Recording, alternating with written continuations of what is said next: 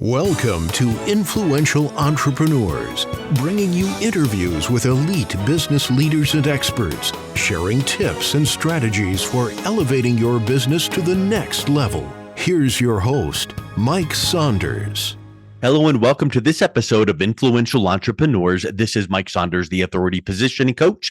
Today we have back with us Tim Dern, who's a retirement income certified professional and managing partner with Mana Financial Group. And today we're talking about taxes in retirement.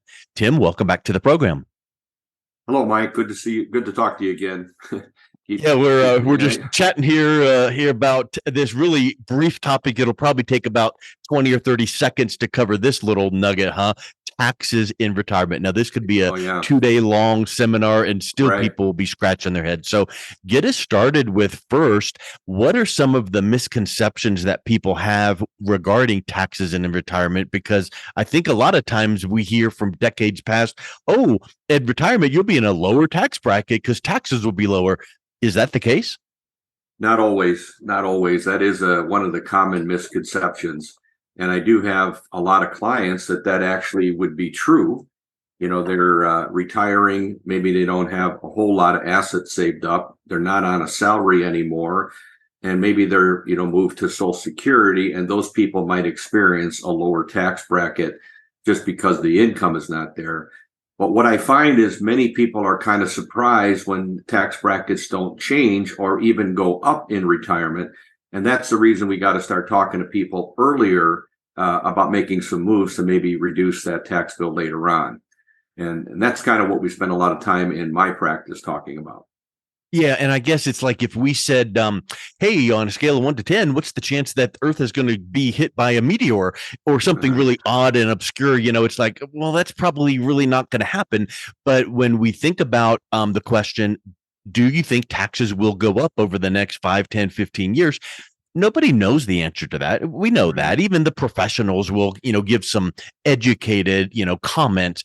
But I think for me, I don't follow the markets much. I couldn't tell you what the Dow Jones or the S&P is. I know concepts, but here's the thing. And this is where I would like you to comment on the deficit.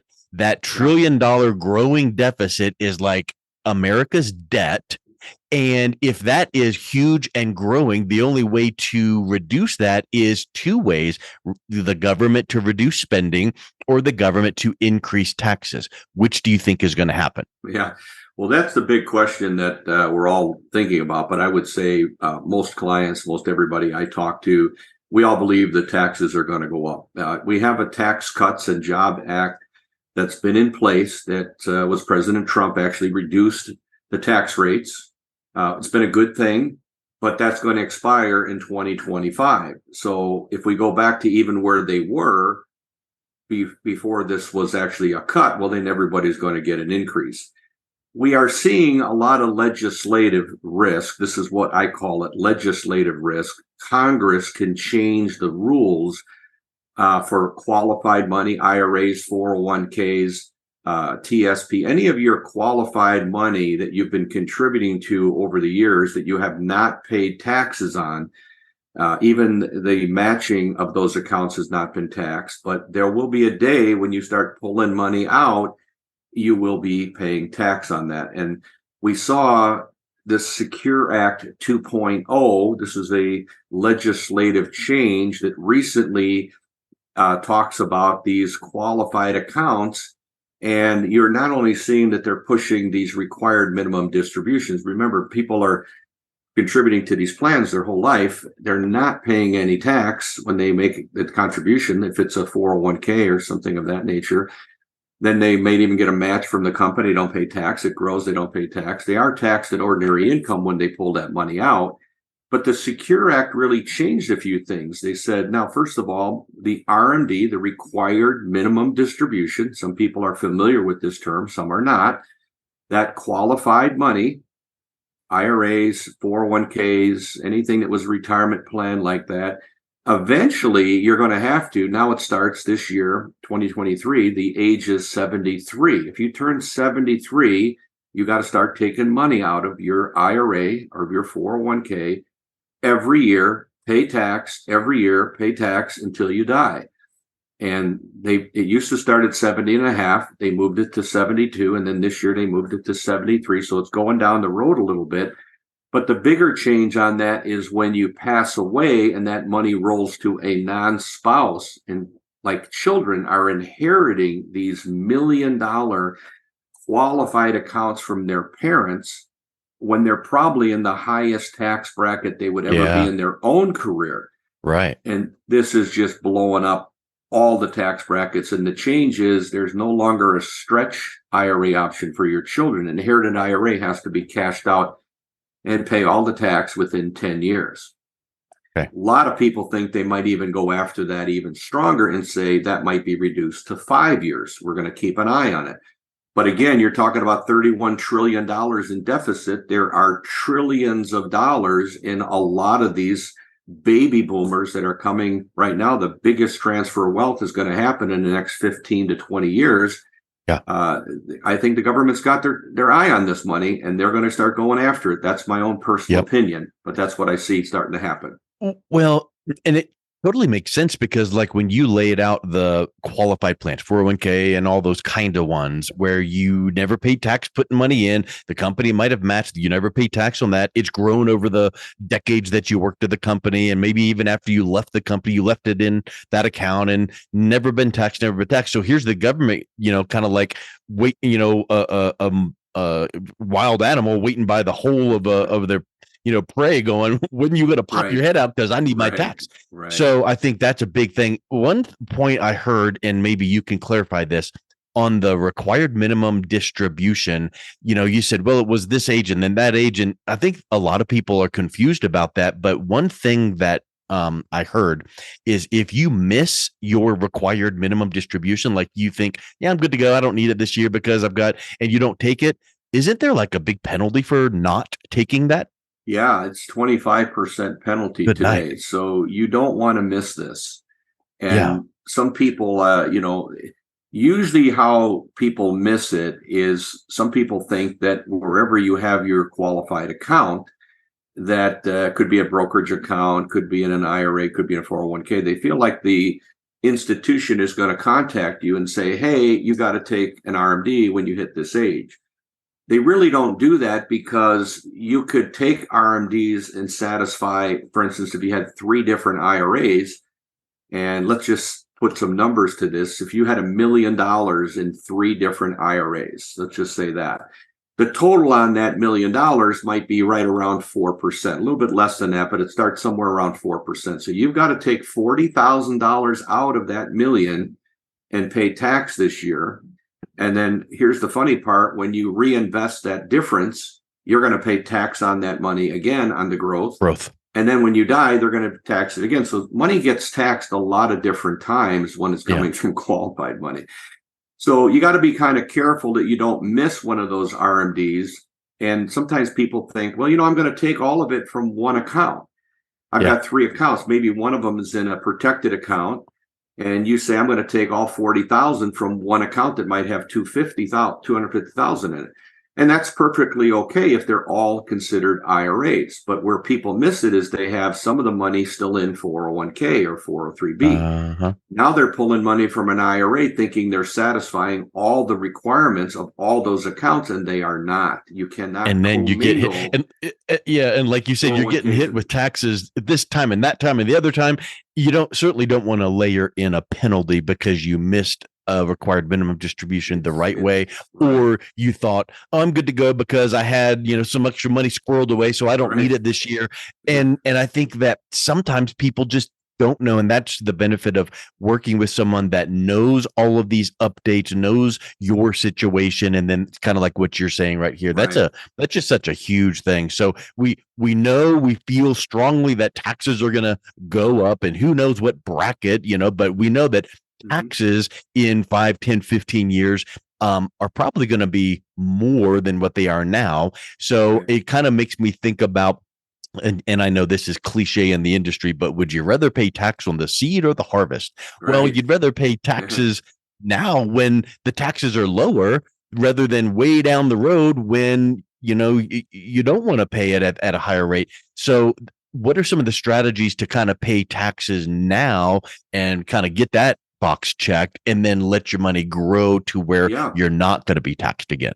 Well, let's just talk about different types of accounts that people have. First of all, you could have something called a TOD account, which would be, let's say you sold some property, you made some profit, you put the money in an account, could be in a brokerage, could be in a bank.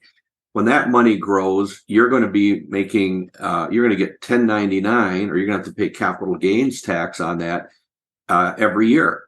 So if you made interest in a CD, for instance, you'll notice that you're getting a 1099 at the end of the year. But that's, a lot of times if it's in TOD, that's capital gains tax. That's at a lower rate. People feel like their qualified money, their IRAs, their 401ks, their 403b, they think that's going to be capital gains tax, and it is not. That's taxed at ordinary income rates. Whatever the rate is at the time that you're pulling the money out is what you're going to pay tax on. So this is where we're saying, can we get ahead of the qualified money in retirement? So people would start doing Roth. They would start contributing to Roth IRA through a plan. This means you're contributing after taxes. You're taking a paycheck, paying the tax, and you're putting some money into a Roth. When the Roth money grows, and later on, if you've had that 5 years, that money is never taxed. And even if you pass away, it's never taxed to your children. There are no RMDs. So Roth IRA is what most of us want. But here's the problem. When we're working, there's rules and regulations on how much money you can contribute to a Roth. There's limits. And sometimes if you're a high earner, you make too much money, you're not going to be able to contribute to a Roth at all. Right. These people end up with these very large qualified accounts when they get into retirement. So this is where they'll say, is there any tax saving moves we can do now as we're going into retirement? So I just want people to know, when you retire and you're not working anymore, the rules for Roth conversion, they change.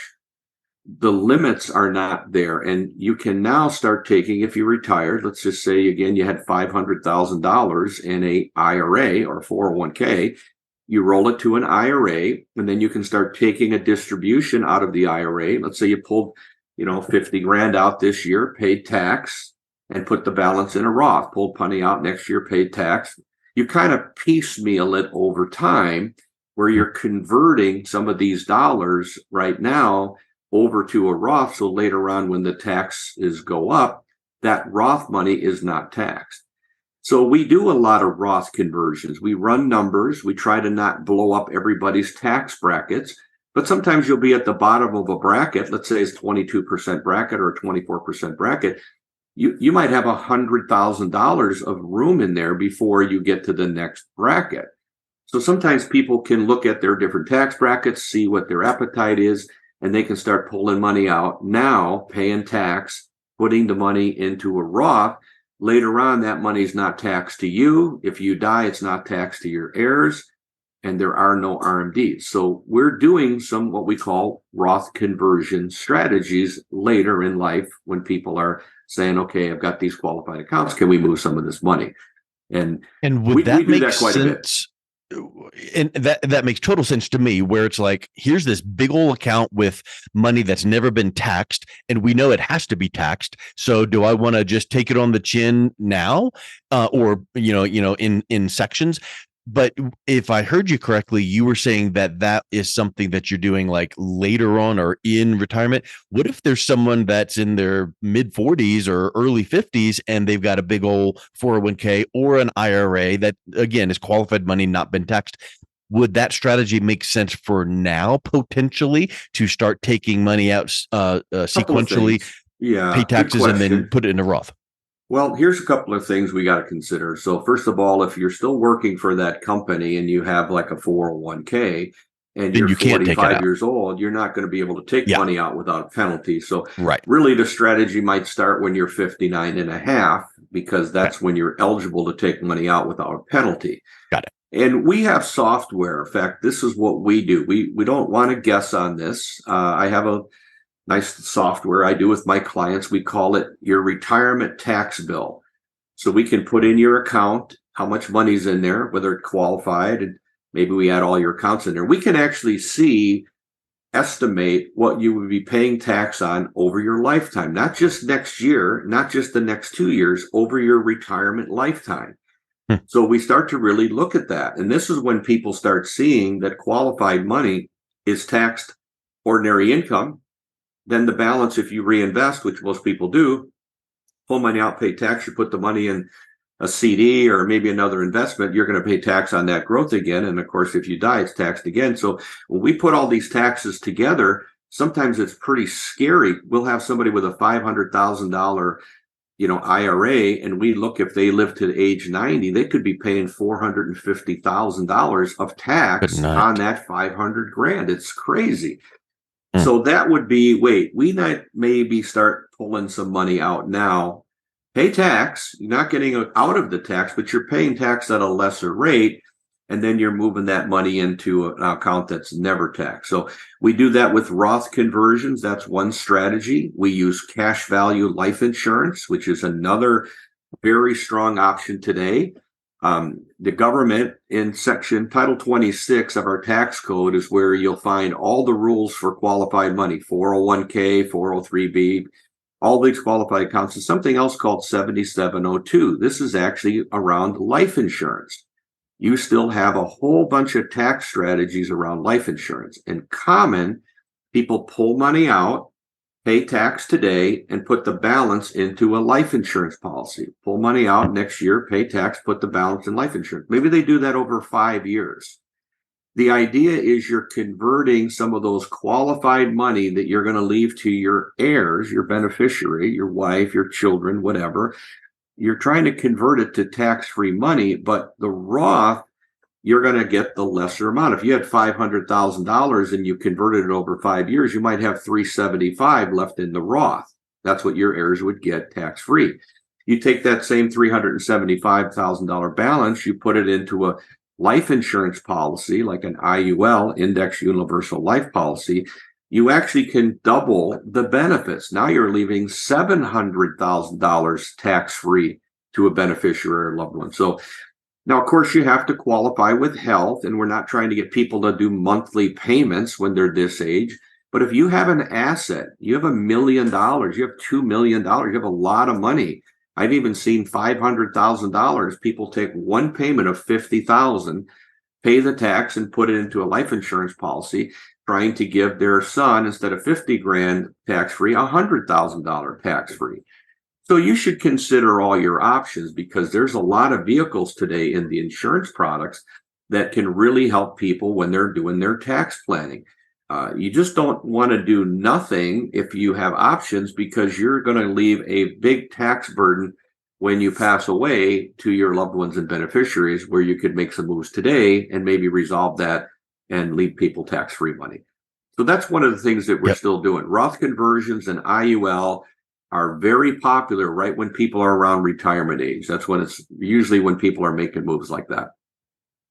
Yeah, that's a huge piece that I think a lot of people don't realize is, there's, what's the old saying? There's only two things certain in life: death and taxes. And, you can't avoid either one, but you can optimize for either one. You can take better care of yourself, eat better, exercise, and then on the tax side, do some of these things that you're talking about. And I think that last piece that you were mentioning, a lot of people have big misconceptions about, and I don't want to go into detail about the actual life insurance strategy, but I think that the takeaway, the aha for me was, I think when people hear the word life insurance, they think, oh, red flag, confusion, I've heard. And that's not the case, because these types of life insurance contracts are really powerful financial vehicles. And if it's done right, set up right, it can accomplish some of the things you're talking about for these tax-free growth and transferring to heirs.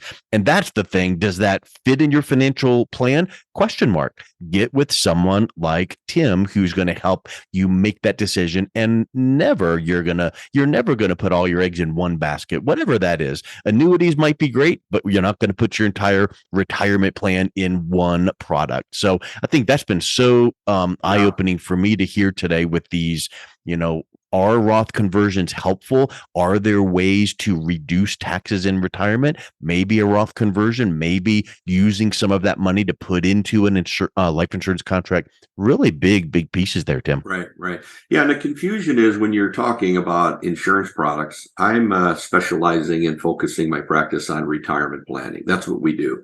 Yeah. And usually when we're running numbers for people, that's when it makes sense. Sometimes we'll look at all of these Roth conversion strategies and we'll just, at the end of our discussion with the client, say, this doesn't really make any sense for you. You're really going to be only pulling the minimum out of these accounts. You have pensions, you have all this other money. Maybe this doesn't make as much sense for somebody that's not taking big distributions, or maybe they're planning on leaving money to a charity or something like that. But when we can actually show somebody where you can take taxable money and turn it into never taxed money, that might interest some people. And when we run numbers on this, you can see where it really makes sense. One quick last story here I would tell you, now I've done this with clients with $2 million. People have used, $100,000 a year over 8 years, for instance, and converted $800,000 into a plan because they wanted to leave their kids instead of the balance. Maybe they're now going to leave millions of dollars tax-free. But a touching story was I had a lady came in and she only had like $100,000 in an account that she did not want to touch. And her biggest purpose was that was the money that she was going to leave to her 2 daughters. She didn't really have any other money except that. She had money to survive and Social Security and a pension, but the savings was, I can't touch this money. I don't want it in the market. My sole purpose is I want to leave it to my 2 daughters. And of course, that's taxable. So what we ended up deciding, and she had this trip that she wanted to do to go to Greece, and her daughters were telling her, Mom, go to Greece. And she said, I don't want to spend your money. It was one of those situations. So we took half of the money. We took $50,000 of that money. We put it into the life insurance product. She was able to get $125,000, way more than, what she would have left out, after tax to her kids. She ended up giving them $125,000 tax-free, and then she was able to go take her trip and enjoy some of the money on her own, which it was a win-win for her children. It was also a win-win for her. And a lot of times that's how we see this play out. If you are still fairly healthy, you could have blood pressure medicines and things, but all bad stuff, you have to get a physical. But people right now, they're healthier now later in life, and they are interested in leaving tax-free dollars to their children or to their spouse. So these are strategies that are quite popular today. These insurance companies have made wonderful offers. Not only can you use the money, tax-free to your loved ones, but if you wanted to start pulling some money tax-free in income, there's ways you can actually use the money. It's structured right, where you can get tax-free income in retirement from these insurance products. You can also use them if you had a stroke or a heart attack and you didn't die. They have what they call living benefits. This is where you can get money out, and if it's structured right, tax-free to use for home health care, nursing care, things of that nature. So we look at the whole variety of products out there. They don't all work the same way. So hopefully you have an advisor that understands and designs these products to fit your needs and goals. But I would tell you, the people that are just saying no to life insurance because they have a preconceived notion, I think they're missing it. The products have changed quite a bit today, and I think people should look at their options before they make a decision. Yeah, and Tim, I'll make one last point about that last comment you made, because for me, the newbie listening to you teaching these points, it just jumped out at me. Like you said, misconceptions about life insurance. A lot of people think, oh, life insurance pays out when you die, but you use the phrase living benefits. And that's such a huge thing because you mentioned some of those care, and there's, I'm sure, a litany of other things that would fall under that to go, wait a minute, I've got this life insurance policy that I can actually get benefit from while I'm still living. And that's huge. Secondly, there are certain ones of those kind of conditions that you might need to access the money for, that if you didn't have that life insurance contract structured that way, the alternative is you're buying one of these supplemental type plans that you pay for years and years and years. And if you never used it, it's just a cost and an expense, and it never did anything for you. You don't get the money back. Whereas in this, if you had that benefit and you didn't need the living benefit for those long-term care type things, It just still sits in that policy growing and cash value. So I think that's, to me, that that misconception that people need to realize. Maybe there's been some advancements over the last decade or two where maybe it might make some sense. So get with someone that can assess what you're looking to accomplish. Tim, you just are a wealth of information. Thank you so much for coming on. And if someone is interested in reaching out and connecting with you for that no obligation consultation, what would be the best way they can do that? Well, Mike, my company is called MANA, MANA, MANA Financial Group. And my website is manafg.com, manafg.com. You go on there, my phone numbers, my email, all the services that we provide, everything on there. That's how people can contact me. But appreciate you having me on today, and really thank you for your time. You're welcome, Tim. Thanks so much. You've been listening to Influential Entrepreneurs with Mike Saunders. To learn more about the resources mentioned on today's show or listen to past episodes, visit www.influentialentrepreneursradio.com.